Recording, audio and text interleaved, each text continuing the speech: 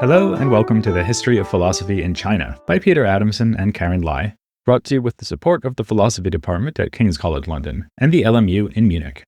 Online at historyofphilosophy.net. Today's episode, Like a Fish Out of Water, Animal Stories in the Zhuangzi. People who have pets tend to be very confident about what their companions feel, think, and want. My cat loves me, they say. The dog is hoping for a snack. The goldfish looks bored. People who don't have pets tend to be skeptical. How could you know what your pet goldfish is feeling, they ask. You're not a goldfish. These skeptics caution against anthropomorphizing domestic animals, never mind wild ones. They doubt that other creatures can have the emotions, beliefs, and desires that humans have. Now, let's face it, the average dog almost certainly does want a snack. But beyond that, this problem of animal minds is a deep and enduring one. Just how enduring it is can be seen from the fact that it appears in ancient Chinese philosophical literature, especially in the Taoist classic we've already begun to discuss, the Zhuangzi. This work is in fact chock full of references to animals. By one count, they feature in no fewer than 30 passages. Animals are used as examples for following Taoist principles, and as examples for failing to do so. And they are used to explore a central idea we've been finding in the Zhuangzi, that there is a diversity of perspectives, each arising from a unique experience of the world. Taoism's enthusiasm for the animal kingdom is sometimes mentioned as a contrast to Confucianism. As one scholar has noted, in comparison to the Zhuangzi, the writings of a Confucian author like Mengzi feature an unfortunate absence of talking animals, and perhaps for good reason. The relationships at the core of Confucian ethics are between people and other people, not between people and animals. Confucianism was also oriented towards politics, and thus invented in human kingdoms rather than the animal kingdom. Where animals are mentioned in the Confucian texts, they are contrasted with humans to highlight humankind's superiority. Kongzi himself emphasized this contrast, saying that, for instance, filial piety is not just feeding one's parents, since one does that even for dogs and horses. When he was told of a fire in a stable, he asked whether any humans had been harmed, but not about the horses. And to explain why he had not chosen the life of a hermit, he said, "I cannot flock together with the birds and beasts. Am I not a member of this human species?" Similarly, Mengzi stressed the importance of familial relationships by saying, "To have neither a father nor a lord is to be the same as a bird or a beast." And Xunzi contrasted animal relationships with the properly social relations of humans. Confucians were, of course, keen on traditional rituals, and this included the ones that involved ritual sacrifice. We even have a passage in which Kongzi disagreed with one of his followers, who had proposed that the sacrifice of the sheep be omitted from the ceremony. You value the sheep, I value the ceremony. One might also think here of Mengzi's dialogue with the king who took pity on the trembling ox. Part of the point of that passage is that the king showed pity for the ox, but not for his people, who were dying in ditches. How could the king prioritize animals over humans? None of which means that Confucianism lacks resources that could be used to support benevolence towards animals. Mengzi says, "The attitude of an exemplary person towards animals is this: once having seen them alive, he cannot bear to see them die, and once having heard their cry, he cannot bear to eat their flesh." And elsewhere, he recognizes that the Confucian commitment to balanced and appropriate relationships does extend to animals. The superior person's attitude towards inferior creatures is that he is kind to them, but he does not treat them as human beings. His attitude toward people generally is that he treats them as human beings, but does not treat them as parents. He treats parents with affection, is lovingly disposed to people generally, and is kind to creatures. The Confucian doctrine of graded partiality means that just as one can and should be more attentive to the needs of one's parents than to the needs of other people, one should be more attentive to human strangers than to animals, as in the Mengzi's trembling ox story. But by the same token, just as prioritizing one's parents doesn't mean ignoring other people, neither does prioritizing humans mean a total lack of sympathy for animals. Rather, one should be kind to them, but in a modest way that is appropriate given their lack of affinity to us. By contrast, it is typical of the more inclusive attitude of Taoism that the line between human and animal was artfully blurred. This fits with the more general Taoist tendency to resist a moral hierarchy between the human and the non-human. One might, in this context, see the Taoist reference to heaven, qian, as close in meaning to the concept of nature. So there are indeed talking animals in the Zhuangzi, and animals who serve to epitomize the Taoist outlook. Admittedly, there are plenty of foolish animals here too, like the monkeys who get upset because they are offered 3 nuts in the morning and 4 in the evening, and are then delighted when they get 4 in the morning and 3 in the evening instead. Here the monkeys seem to stand in for foolish people who deserve mockery because of their emotional attachment to things that are in fact unimportant, even as their minder is modeling the way peacefully to dissolve conflicts between people who are so opinionated, just like the people who make shi-fei distinctions, as we saw in the previous episode. We might take this to reflect the attitude of the Taoist philosopher towards other thinkers, like Confucians and Moists, who get dogmatically attached to their own rival views. Elsewhere, a louse exemplifies outright obliviousness, satisfied with its comfy spot on the body of a pig, because it is unaware that the pig is soon to be roasted. For the most part, though, the animals in the Zhuangzi do know what they are doing. They are shown having preferences that are in themselves legitimate, even if a human would not share them. Thus, we have a turtle who would rather continue to drag its tail in the mud than be enshrined with honor for centuries after death. In fact, Zhuangzi in this story says he'd rather be like the turtle than serve as an official of a king. Likewise, in a passage that resonates strikingly with the pre-Socratic philosopher Heraclitus' remark that salt water is life-giving to fish, but poison to humans, the Zhuangzi asks, "Humans eat the flesh of hay-fed and grain-fed beasts. Deer eat the grass. Centipedes relish snakes. Owls and crows crave mice. Which of the 4 has a proper sense of taste?" The same passage talks about the literally inhuman sleeping arrangements preferred by animals, on damp ground or up in a tree, and notes that they will flee the most beautiful of women as if she were repugnant.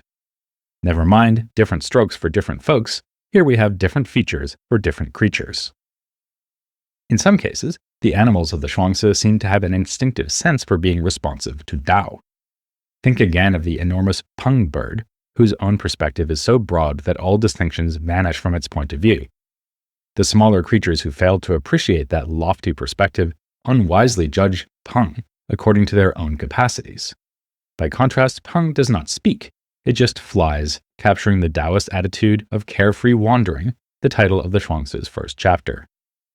Having been transformed from a fish does not unsettle peng, as it has an attitude that is open to wandering, simply to explore.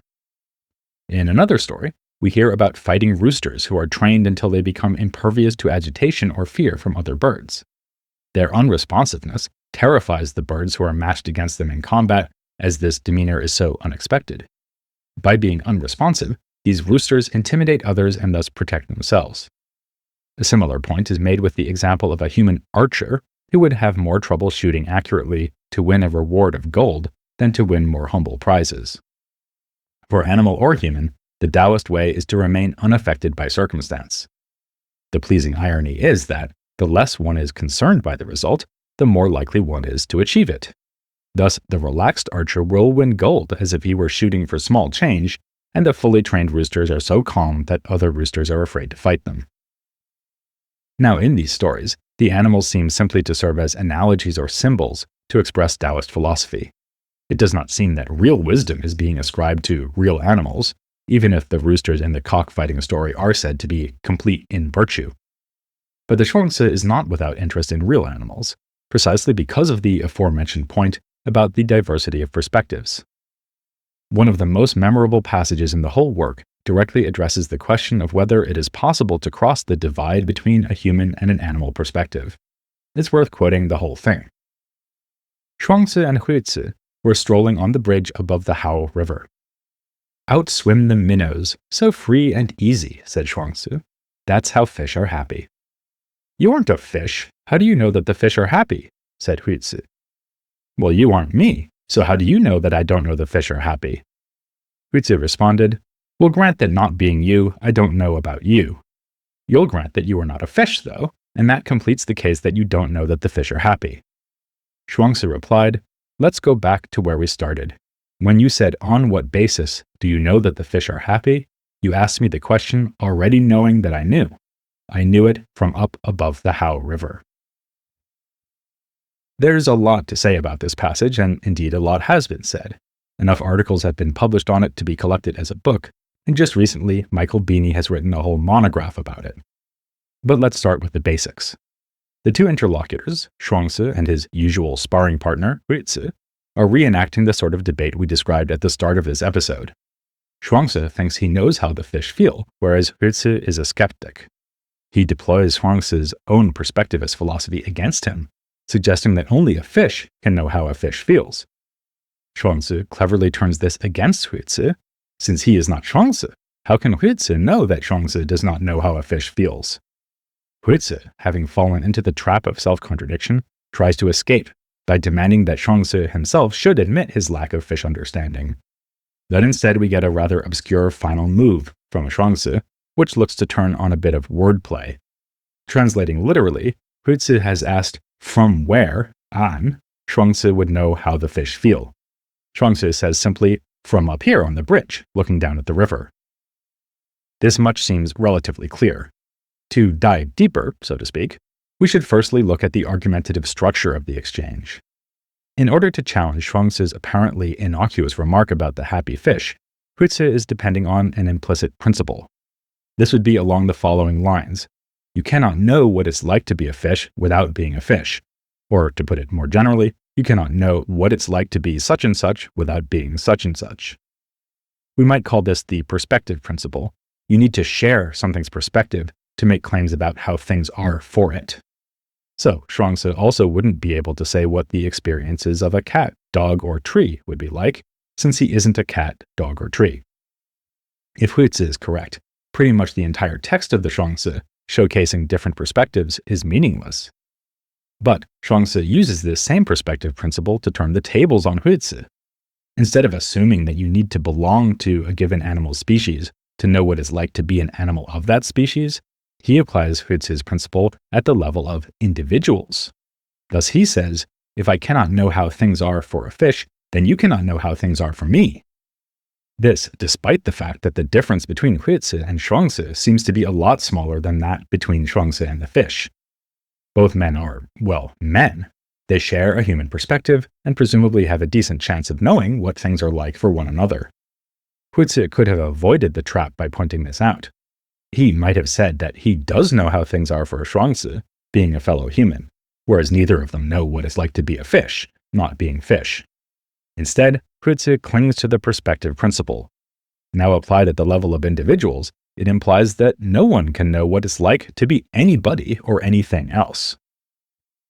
Now we're ready to consider that final move made by Zhuangzi. He proposes going back to the beginning, which could be another invitation to Huizi to realize that he is indeed sharing an experience with Zhuangzi. They are both strolling above the river and looking down at the fish. Since it seems to Zhuangzi that the fish are happy, he presumes that Huizi will also perceive the fish as happy. That may also be the point of the aforementioned wordplay.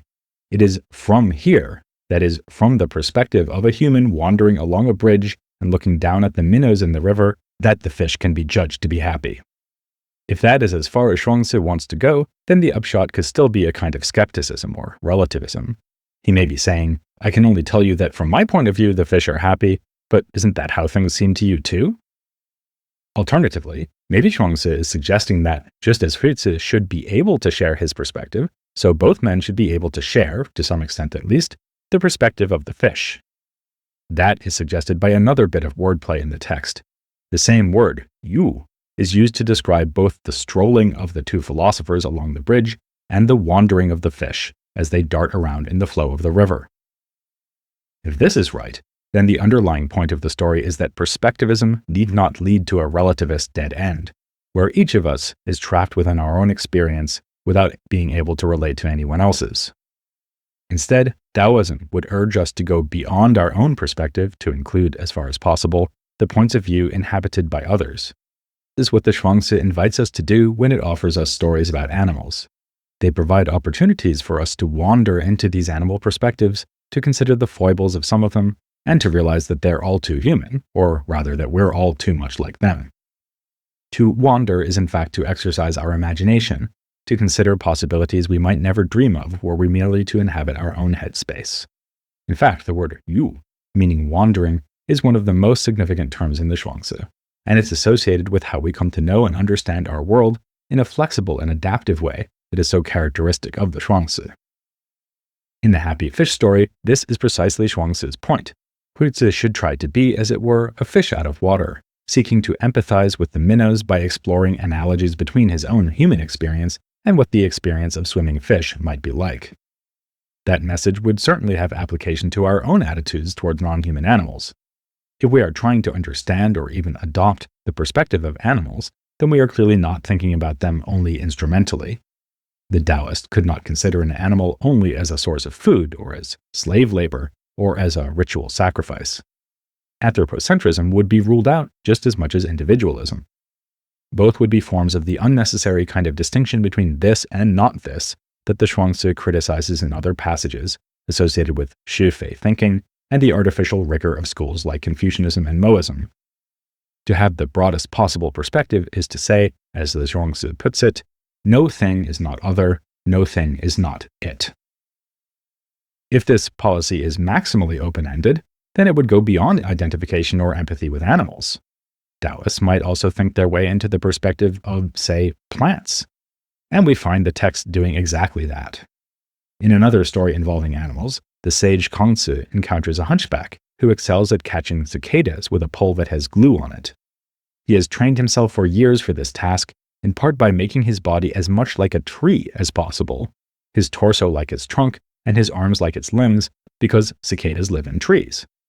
So here we have a man whose skill has been acquired by branching out even beyond the animal kingdom. An even clearer example is a passage in which a master carpenter dismisses a sacred tree as having useless wood. The tree then appears to him in a dream and tells him that this supposed uselessness has in fact been most useful. It has meant that no one ever bothered to cut the tree down, so that it will be able to live out its natural lifespan.